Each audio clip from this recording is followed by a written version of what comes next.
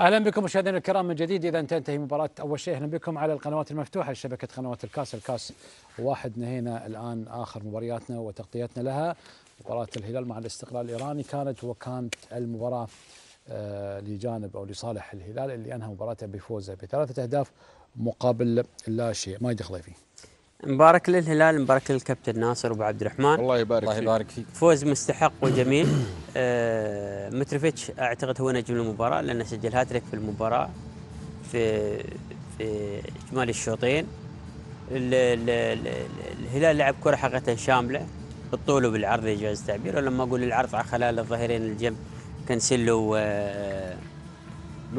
لودي وايضا في العمق ايضا كان متروفيتش هو كل كره تجي يحطها في المرمى، يعني يكفي الهدف الثالث ايضا يدل على تمركزه بالراسيه يحطها في الجول الثالث. حقيقه مع اللي يشوف النتيجه الكبيره حقيقه 3-0 يعتقد ايضا ان الفريق الايراني كان فريق او حلقه ضعيفه. لا، الفريق الايراني ايضا لعب كره جميله فيها نديه، حاول يهاجم يلعب بهجوم واضح، يعني ما يلعب كره سلبيه امتعنا، لكن حقيقه ما يقدر يجاري الهلال بهذا المستوى بهذه النجوميه اللي يمتلكها الهلال. فمباراه لذلك المباراه اصبحت من طرف واحد بثلاث اهداف، كان بالامكان ايضا تسجيل رابع، لكن انا اعتقد ان ثلاثه اكتفوا فيها الهلال. لذلك المدرب اجرى تبديلات وشفنا دخول نيمار واصابه نيمار وخروجه من المباراه بعد دخوله ربع ساعه صار له وخرج.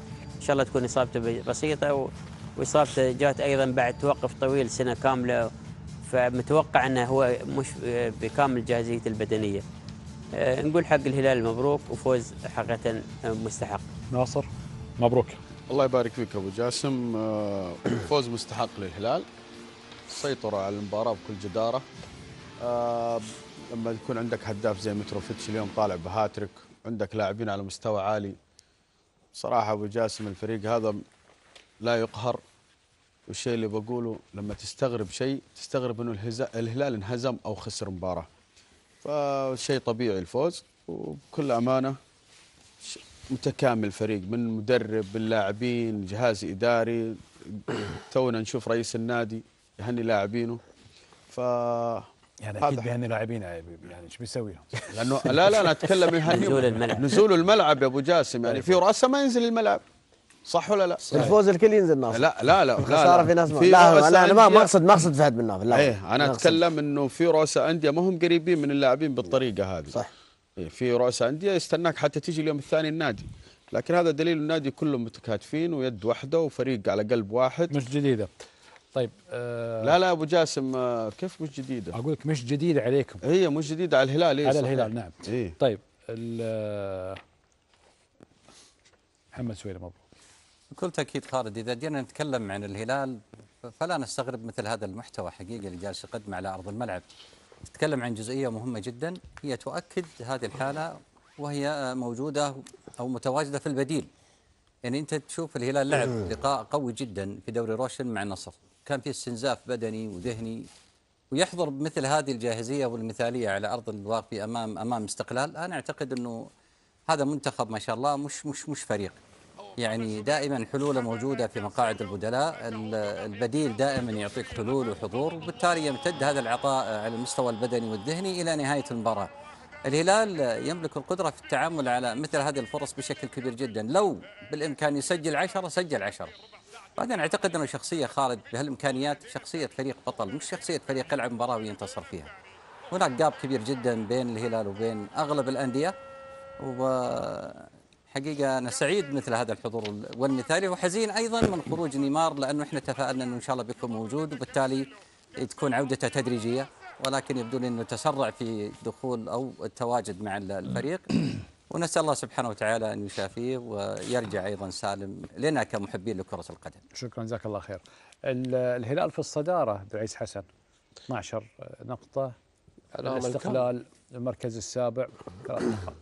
الهلال علامة كاملة. نعم تفضل. أكيد ويستحقها بلا شك، يعني والمتوقع أنه يتصدر المشهد، ومتوقع أنه يعني يكون من أفضل الفرق من الإمكانيات اللي شاهدنا في الأربع مباريات. الهلال يعني يعني ما خلى شيء صراحه. يعني من السهل اي واحد يحلل الهلال لانه يدي كره واضحه، كره ممتعه، وكره يعني ما فيها اخطاء كثيره، ما فيها عشوائيه، فريق منظم يستحق الجداره والصداره. وفي نفس الوقت محتاجين ان احنا نشوف فرق ثانيه يعني تزاحمه. حتى لو تكلمنا على الورق ان محتاجين فرق مثلا تكون ند، يعني مثلا فريق اليوم استقلال صراحه يعني بذل مجهود، صح تشوف 3-0 لكن باذل مجهود كبير، يحاول يكون ند ويكون يعني شرس في المباراه وقوي، الا ان الهلال ما كان يلتفت لهذه الالتحامات او القوه، فكان هو يلعب كوره سريعه ومنتشر وفي نفس الوقت يعطي الفريق الثاني اريحيه في اللعب. لكن الامكانيات والكواليتي عالي جدا لحد الان، الهلال صعب جدا. فهد مسعود، متروفيتش لمس الكوره 17 مره، 17 مره سجل لك هاتريك. هذا المتوقع خالد، وهذا المطلوب منك انت كمهاجم اليوم. هذه انت النادي متعاقد معاك، والناس اللي تعرف عن متروفيتش ان هذا، ويمكن هو الفتره الاخيره يمكن ما سجل مع النصر، ومش غريب انه يلمس الكره بهالعدد ويسجل لك الهاتريك. خالد بس اليوم ترى انت متروفيتش منو اللي قاعد يخدم عليه؟ يعني انت شوف الحلول اللي عندنا، كان مالكم ولا ناصر ولا الفريق كامل، يعني حتى يمكن الحارس ممكن يساعد انه يسجل، فريق متكامل.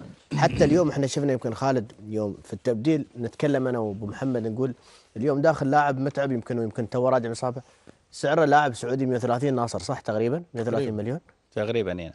ما شاء الله. انت شوف خالد هذا اول مباراه يمكن ثاني مباراه ولا ثالث مباراه يلعبها، لاعب مواطن احتياط هذا صح. السعر هذا ندلنا الفريق فيه نجوم، وانا اشوف اي لاعب مهاجم الهلال يجيبه ممكن يتلق، يعني مش تقليلا في ناصر ولا شيء. ناصر لو يشد حيله ويكون فت، ناصر يقدر يستوي هداف في الهلال في الوقت الحالي. فالهلال فريق مميز، البيئه اللي موجوده في الهلال في الوقت الحالي ايجابيه من كل النواحي، تكاتف الجمهور، الاداره، المدرب، اللاعبين. يعني شوف اليوم من الاشياء احنا يعني زعلنا ان شاء الله ما تكون اصابه نيمار اصابه قويه، يعني الصراحه انت ترى اللاعب هذا تبى يرجع تبى يقدم، حتى شفنا كيف ظهوره وهو طالع زعلان. لكن وان شاء الله نيمار ما يوصل نفسه للمرحله لا يستفز الخصوم، يعني خصوصا نيمار ناس لا يستفزهم بهالطريقه اللي سواها، ممكن هو عور نفسه. نتمنى تكون ردته قريبه، لكن الهلال ماشي في الطريق الصحيح، فريق متكامل، لكن هذا الشيء الطبيعي. لكن انا اتوقع قدام ما نبغى احنا في يمكن ابو عبد الرحمن ما يبغى يقول الكلام ولا ناصر، ممكن تكون في مفاجات قدام. الفرق في ناس ما عطت الماكسيمم، الهلال سوى قاعد يسوي كل شيء وهو مؤهل، هو المرشح الاول للبطوله، لكن من قدام ممكن تشوف في فرق بس تسوي مشكله. السؤال حسب خبرتكم كلعيبه، شنو الاصابه اللي جات حق نيمار وهو ماسك؟ عضليه ان شاء الله، احنا نتمنى مش الرباط اللي مبين عضليه. هذه عضليه، لانه اللاعب لما يسوي رباط ياخذون من العضله الخلفيه دائما صح، تمام. فيكون عنده نقص دائما بسبب ان غيابه بعد 370 يوم. هذا كثير الكلام. والغياب كان فتره طويله، وهذه تحتاج شغل اكثر. ممكن يشتغل هو يحس انه يشتغل، تحتاج اكثر، فراح يتعب منها كل ما يبدا مباراه او راح يخش بديل.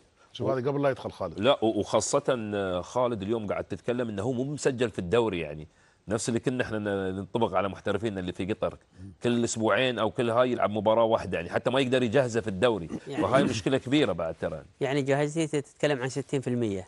يوم من الخلفيه خالد اهم شيء ما يكون الرباط. بعدين خالد يمكن الحين الشيء اللي جاب النيمار هو ما يلعب في الدوري ولا شيء، ممكن عنده 3 أسابيع يكون جاهز للمباراه الجايه. انت اللي يعني اي حد الحين اللي يحب نيمار ولا يمكن مش الهلالي، انت اي لاعب ما تتمنى ان لاعب ينصاب، خصوصا بقيمه نيمار. اي لاعب انت اليوم بنتكلم بعدين عن اللاعب اليوم التدخل، ما ودك اي لاعب ينصاب ولا حد يتعور. نعم. فما بالك في نيمار. خالد نرجع حق متروفيتش. خالد الصراحه بشارك فهد بن سعود في الاجابه. انت قلت انه 19 لمسه لمسه 17 ترى يعتبر عدد قليل جدا في عالم الكره، يعني المفروض على الاقل 25 وما فوق، ولعب لذلك هو راس حربه ممكن اوكي اقل، لكن هذا المعدل في اللمسات قليل، لكن في 19 لمسه سجل لك 3 أهداف. صح. هذا يدل على كواليتي وجوده اللاعب وتمركز اللاعب واستيعابه في معرفته لخط 18. لو لاحظت كل الاهداف كيف تمركز فيها، جاء خلف المدافعين. شوف الكره هذه ميته تقريبا ميته، هو انتظرها هناك اخر واحد وجابها.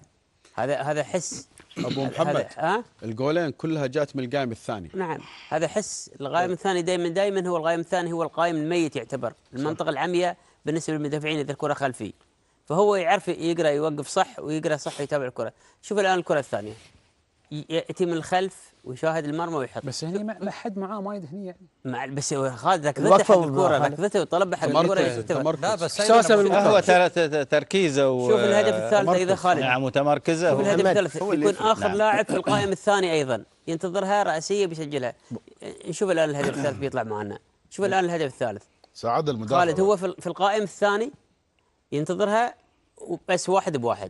شوف الان 1-1. ومحمد بعد تنحسب عنده التمركز، عنده الحس وعنده التوقع، هذه مواصفات اللاعب. ابو محمد ناصر الشمراني صار هداف من الحركه. اول شيء مبارك صح والله صح. مبارك حق وانا اقول ناصر الشمراني دائما الله يبارك فيك ابو خليفه. مبروك الفوز. وطبعا والله ما باركت لي انا بعد. لا هو هلالي اصلا نصراوي. هلال ونصر. لا انت نصراوي. مبارك حق الهلالي بس. النادي ما باركت لي. الله يبارك فيك يا اخوي احمد. مبارك لك بكره ان شاء الله. بكره ان شاء الله مبارك لك. والله يا اخي خالد انا بالنسبه لي يعني امر عادي ان الهلال يفوز، لان اساسا فرق المحترفين في وجود يعني قانون الاتحاد الاسيوي اعطى الفرصه حق الفرق السعوديه اكثر من الفرق الثانيه انهم يجيبون يعني الفريق في الدوري السعودي نشوف 8 لعيبه يلعبون في الدوري، والفرق الثانيه اليوم مثلا الفريق الايراني يلعب كم محترف؟ 3 محترفين. فهذه من احد هم مسموح لهم ترى يجيبون هذه ما دخلت لا شروط الاتحاد الاسيوي افتحوا حق السعوديه غير عن الدول الثانيه يعني تلعب باي عدد مفتوح الكل يا مفتوح معليش. بس الانديه اللي موجوده في اسيا اللي قاعده تلعب في الدوريات ما تلعب كاس النخبه. نعم قصدك ضيعتنا عن خلي الاتحادات. انا اتكلم الحين ان الاتحادات كلها في اسيا ما في فرق تلعب باعداد مفتوحه مثل السعوديه 8 لعيبه. ما له دخل انا ادري انه ما له دخل. انت لما تطبق شيء يجب انه يكون معلومه غلط يا احمد السيد. شو لا حبيبي معلوماتي صح ومعلوماتك والله غلط. هاي شو معليش اثقفك انا في المعلومات صح. هاي معلومه ثقافه. المعلومات هذه اكبر غلط. في الدوري الاماراتي كم لاعب يلعب؟ والله سقط. في الدوري الاماراتي كم لاعب يا اخي لا تضحك الجمهور علينا. لا تضحك المشاهد يا اخي. مفتوح اسي كله مفتوح. حبيبي النظام يختلف عن الكلام اللي انت خالط بين الدوري وبين اسيا حبيبي. لا الدوري الاماراتي يا خالط والله خالط. كم لاعب يلعب في الدوري الاماراتي محترف؟ مالك شغل انت كم لاعب الحين؟ الاتحاد الاسيوي خليك في الاتحاد الاسيوي. 8 احنا في الملعب. زين الدوري الايراني 7 في الملعب و3 في الدكه. شو الدوري الايراني؟ في الدوري الايراني كم لاعب؟ الاتحاد الاسيوي ما هذا تكلم على النظام اللي وضعه الاتحاد الاسيوي. اول 5 لعيبه يلعبون، وهاي ال5 لعيبه لما يكون لاعب لما يكون في دوريات 3 لعيبه او 4 لعيبه ما يفرقون وايد. انت الحين لما تتكلم عن نظام فيه العدد مفتوح والدوري يلعبون فيه مثلا الحين مثلا السد اليوم والغرافه 3 لعيبه ما يلعبون اساسيين في الدوري. هذا ياثر على الفريق ولا ما ياثر؟ هذا الاتحاد المحلي. هذا مشكله اتحادك. لا مش مشكله اتحادي. لما الاتحاد الاسيوي لما يضع الاليه يجب يراعي جميع قبلها بسنه. يلزمهم قصدك يعني قصدك يلزم الجميع بعد الموسم الجاي. زين لا مش ما له دخل. بس انا 3 سنوات اسوي نظام وانديه قصدك تتضرر يعني. تتضرر معلومه غلط يا اخي. معلومه غلط صراحه. انديه تستفيد وانديه تتضرر. ممكن انا بس اتفاهم مع اخوي احمد. اوكي طبعا انا بس بوضح شغله يا اخوان. اخوي احمد السيد لما يتكلم هو يتكلم عن رايه الشخصي، وانا دائما اقول لكم شغله شعار في المجلس. شعارنا اي ضيف من اللي موجودين له الحشمه وله الكرامه والعين والراس، ولكن هو رايه يمثل نفسه، لا يمثل قناه الكاس ولا يمثل برنامج المجلس تماما. فابو خليفه الله يطول لي في عمره يعني كل اسبوع بيسوي لي سالفه وترند. هذاك الاسبوع اشتغل لي على موضوع يزن عمات وصار ترند، وهو يتكلم عن نفسه كمشجع عرباوي وكواحد ينتمي للنادي العربي. الحين بيدخلني في موضوع والانديه السعوديه حق موضوع يزن. كل الجماهير انا اذا انتقد انتقد فني وليس شخصي. اللاعب يزن نعيمات نجم من نجوم آسيا، وأنا بداية كلامي في تحليلي أشدت أن عندنا لاعب في مستوى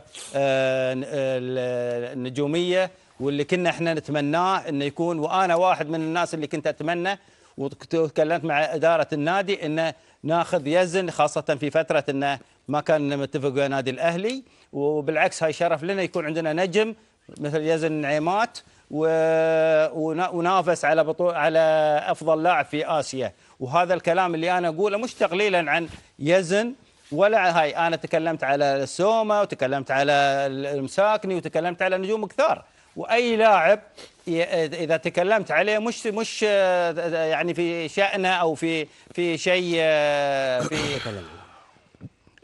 في نفسه، انا اتكلم امور فنيه. فامور الفنيه اذا صار ضرر على الفريق ولا امور مثل هذه، بالعكس انا احترم كل الاراء. خليفه انا الحين ما قلت تقول لي قصه حياتك. لا انا احترم كل الاراء، انا بغض النظر اوضح يعني كان انتقاد فني وليس شخصي. جزاك الله خير. وبنفتخر فيه، واي لاعب في نادي العربي بالعكس انا اول واحد ادافع عنه واول واحد اشيد فيه، ونحن نفتخر. وانا حتى طالبت اصلا من فتره ان موسى التعمري ان انا كلمت حتى اداره النادي انه قبل ما يجي الاسباني انه يجينا ويا يزن، فهذه بالعكس هذه انا مفخره لي انه يكون عندي يزن.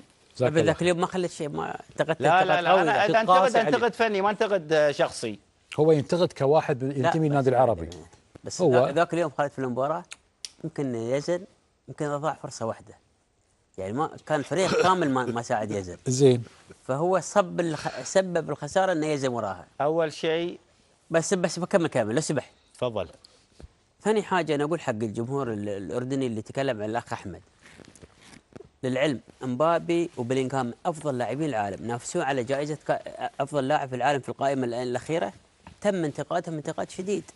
لما مبابي يضيع ولا بلينغهام يضيع يتم انتقادهم، فأي لاعب معرض للانتقاد. لا تقولون يزن لاعبنا وولدنا، لا، هذا نجم وشخصية عامة الجميع ينتقده أو يمدحه، فما تحتكرون يزن إنه فقط لاعب أردني، لا، هو نجم يلعب في العربي، يشجعونه يشجع العربي، يلعب في السعوديه يشجعونه فهو شخصيه عامه، وكل محلل له انتقاده واسلوبه. ما لكم حق يعني تحجرون راي احمد ولا غير احمد انكم ان هذا ولدكم، هذا مش ولدكم، هذا نجم كبير يزن نفتخر، مع ان نختلف على احمد في المباراه الاخيره، ما اشوف انه سبب الخساره، ويزن لاعب كويس، لكن اما انه لا هاي خط احمر ممنوع يزن يتم انتقاده وممنوع هذا خطا. طيب شباب، مبابي يتم انتقاده، بلينغهام يتم انتقاده، فينيسيوس يتم انتقاده، نيمار يتم انتقاده، كريستيانو رونالدو يتم انتقاده، فكل النجوم ينتقدوا يعني. طيب. ليش مكبرين الموضوع؟ ما في احد فوق النقد يعني. ليش مكبرين الموضوع؟ شباب يعطيكم العافيه، انا مش محور حديثي برنامجي الان يزن نعيمات، انا اتكلم لا لان احمد ضرب ترند الان. لا ما انا بس احب اوضح ان كل الجماهير شكرا لهم كل الاحترام والتقدير، ويزن نجم كبير أحمد. واحنا نفتخر فيه. خلاص يا اخوي يعطيك العافيه، هذه نهايه. انا اقول مره ثانيه كل واحد فيكم يعبر عن رايه الشخصي، وليس بالضروره ابدا انه يعبر عن برنامج المجلس او قناه الكاس، بس ما شاء الله انت بروحك يعني حركت اعلام وجمهور كلهم. ها بسيط والله، حركت وايد ما حركت لو ما ارجع لك انا حركتك. عموما نتكلم على موضوع احمد السيد. احمد يعني مع احترامي حق رايك، ما في شيء اسمه والله تعال يا الاتحاد الاسيوي افرض على الاتحادات الاهليه كم محترف يلعب عندهم. انا عن نفسي انظر اليوم صراحه بغض النظر واحترامي الكبير حق كل اتحاد اهلي وقراره في اشراك عدد اللاعبين المحترفين في دوريهم او حتى على مستوى اسيا، انا عن نفسي اخاف اليوم، اخاف حطوها بين قوسين على لاعبين منتخبنا الوطني القطري. انا اكلمكم عن قطر الان، اسمحوا لي اذا ما انتبهنا قد يكون راح نندم قدام. ليش؟ لان انا قاعد اشارك عدد كبير الان من اللاعبين المحترفين في الدوري، صح؟ قاعد اصل الى 7 و8 و9. زين اللاعب القطري وين بيروح؟ طيب في لاعبين مقيمين بعد مميزين وين بيروحون؟ اذا انا بجيب كله من برا قطر. فانا هذه شوي لازم بعد يعني اسوي لها دراسه، وما استعجل في يعني اني انا اواصل عليها ولا لا، لازم يكون في دراسه، في ندوه، في ناس من اهل الخبره اهل الكوره يجتمعون مع اتحادنا الموقر برئاسه اخوي جاسم بن راشد البوعينين واخوي احمد عباسي والجماعه كلهم يقعدون فعلا يناقشون هذا الموضوع مع الانديه، عقد جمعيه عموميه، لان احنا ترى لازم ننظر للامام. ايش راح يصير قدام الله العالم، بس يعرف ان احنا لابد يصير عليها مناقشه، يعني احنا ما ننجرف بعد، يعني وما نروح ورا مثلا والله خلاص يلا الاتحاد الاسيوي قال لك اللعب مفتوح في اسيا يلا انا بحط عدد محترفين اوبن عندي بعد، لا شوي لازم نراجع الموضوع هذا، بس هاي مش وقت نقاش نخليه بعدين احمد.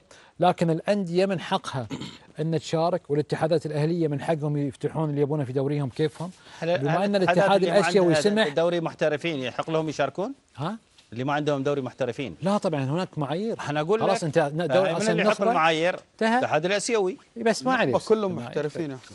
المهم نروح وياكم لحاله فنيه كان طالبها ناصر الشمراني، تناقل الكرات بطريقه سهله ولعب المثلثات بين اللاعبين، وفي بعد حاله فنيه ماجد خليفي طالبها في الدقيقه 62. ناصر. خالد انا بس طلبت هذه اللقطه بالذات، هذه تلخص لك نادي الهلال. هذه حالة ناصر، هذه حالة ماجد خليفي، هذه حالة ماجد. خلاص خذها ناصر. لا والله عندك لا والله. يلا يا ربع ما عندي وقت رجاء. خالد يعني عجبتني اللقطة هذه في التمرير وفي العمق والسرعة والاتقان في الباس، يعني باس صح، حركة صح. يا ليت لو نشوفها ايضا حتى بالسرعة العادية يعني بتبتعد، فما بالك في البطيء توضح لك الان الباسات والدقة في التمرير والمثلثات والركض القطري وفي العمق.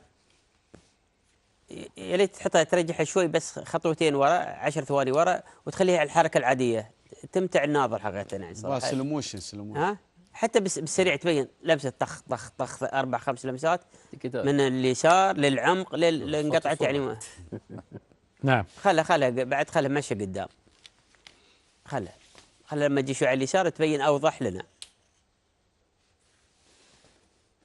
لما تجي على اليسار بتبين اوضح لنا. تمام. شوف خالد الاتقان في التمرير، عودة نيمار في الاستلام التحضير للخلف، الآن قاعد الفريق يحضر الآن بتصير هنا بيصير في منطقة البناء في وسط الملعب.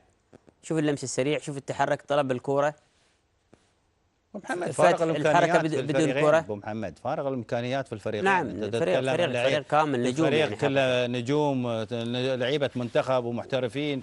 قال لك فهد مسعود لاعب واحد محلي قيمته 180 يعني 130 قيمه السوقيه في الفريق كبيره اكيد، فاكيد بيجيبون افضل لعيبه عندهم. عموما في النهايه البطوله لها راس مال. نعم في النهايه لابد انك في النهايه ماهر. نعم. هذه نفس اللقطة طلبتوها.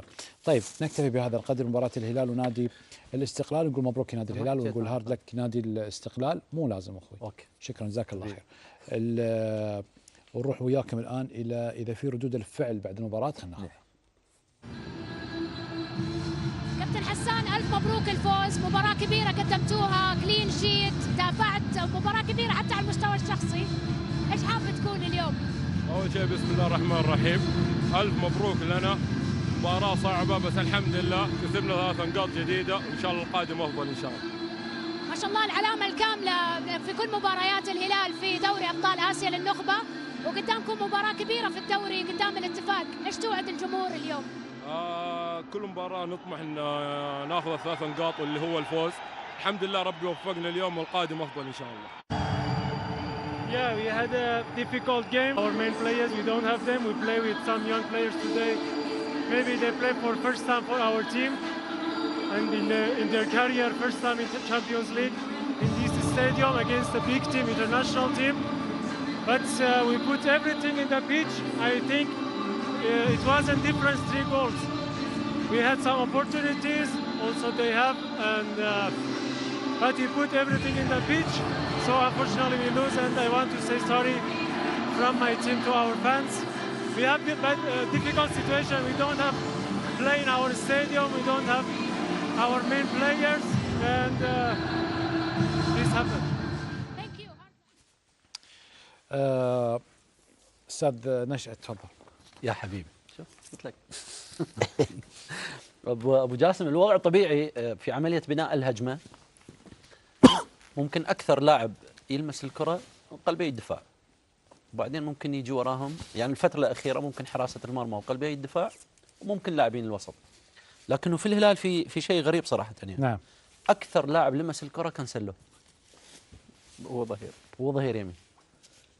فقيمه اللاعب اللي موجود، لاعب ظهير يمين محترف على مستوى عالي، 97 مره يلمس الكره، لاعب خطير، لاعب نقطه البدايه دائما هو للهلال. تتخيل فريق يمتلك افضل ظهيرين، لودي وكانسيلو، اكيد راح يكون في صناعه 4 أهداف حتى هذه اللحظه.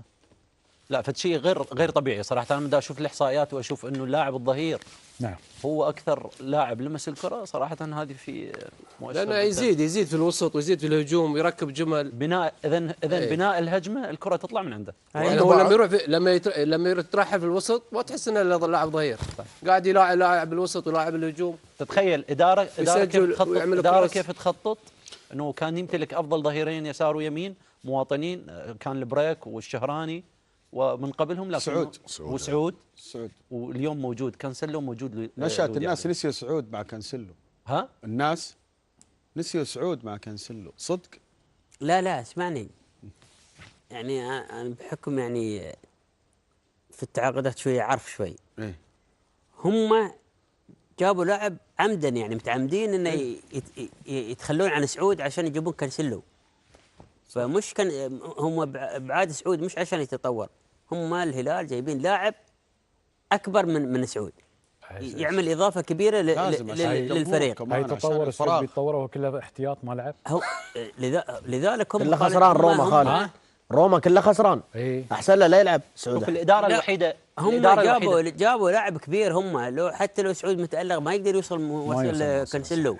كانسيلو اضافه كبيره جدا. ورينارد صرح قال ليش الان عدد لمساته كبيره؟ لانه هو يتراءى لك انه هو لاعب ظهير يمين، هو لا لاعب وسط، جناح يمين، لاعب وسط، جناح يمين، ظهير يمين. محمد يوم راح عوضوها من مبلغ كبير. شوف انا في وجهه نظري يعني بحسب علمي وحسب متابعتي للسعوديه ولعبت في السعوديه، اداره الهلال الاداره الوحيده اللي في السعوديه اللي ما تتعامل بعاطفه، تتعامل لمصلحتها. كان عندهم افضل حارس المعيوف والعويس، راحوا جابوا بونا. عندهم افضل لاعبين وسط، سلمان الفرج وكنو، راحوا جابوا نفيز وسافيز. عندهم افضل اظهره، راحوا جابوا لودي وجابوا كانسيلو. صحيح. دائما ما يفكرون بعاطفه، يفكرون للمستقبل. هسه تشوف حتى اللاعبين الشباب اللي موجودين، الشباب الصغار اللي موجودين كلهم دا يأهلوهم للمستقبل. ممكن انا بعض اللاعبين اشكل عليهم لانه ما راح يلعبون فقط بدلاء، وهذا ممكن ياثر، لكنه